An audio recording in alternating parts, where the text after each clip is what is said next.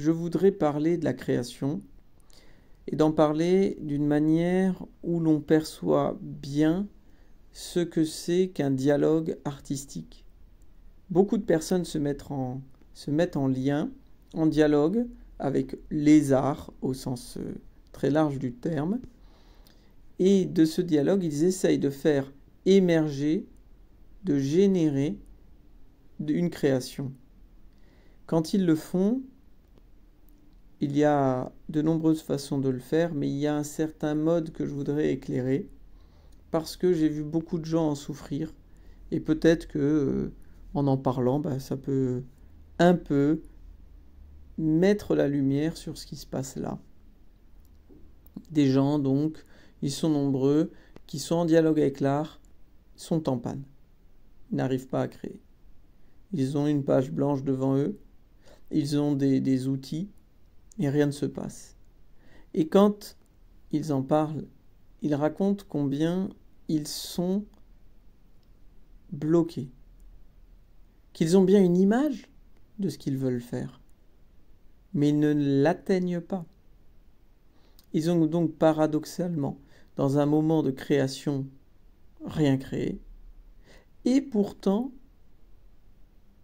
l'espace de la création est saturé d'une création. Laquelle? Eh bien, la création parfaite, idéale, qu'ils voudraient voir venir. Et parce que cette image prend toute la place, aucune autre ne vient. Une image qui serait forcément moins parfaite, plus humaine en vérité. Le fait de rester devant son image, qui n'apparaît pas matériellement, mais simplement mentalement, psychiquement, amène la personne dans une impasse, dans l'art. L'impasse où toute la production est bouchée par la production idéale. Et en raison de ça, nous avons des artistes qui sont en panne parce que parfois la dernière production a tellement bien marché, tellement plu, que la nouvelle ne pourra pas être au niveau.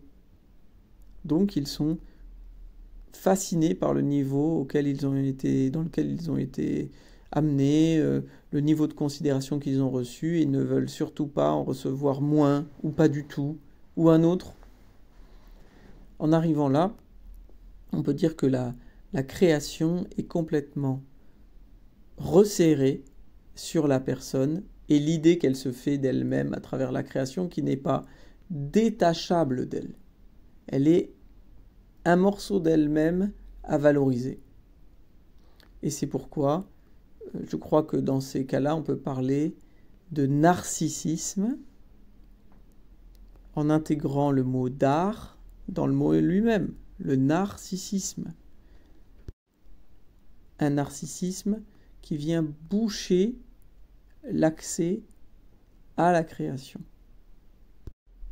Alors pour s'en sortir, évidemment, il faut être en mesure de prendre ses distances avec cette création idéale qui n'est qu'une création de chimère, mais aussi d'être en mesure de décorréler sa production, son art de soi, pour qu'il ait une vie un peu plus autonome et que d'autres que soi puissent s'en saisir. Et ainsi, on aura fait une œuvre puisqu'elle devient partageable.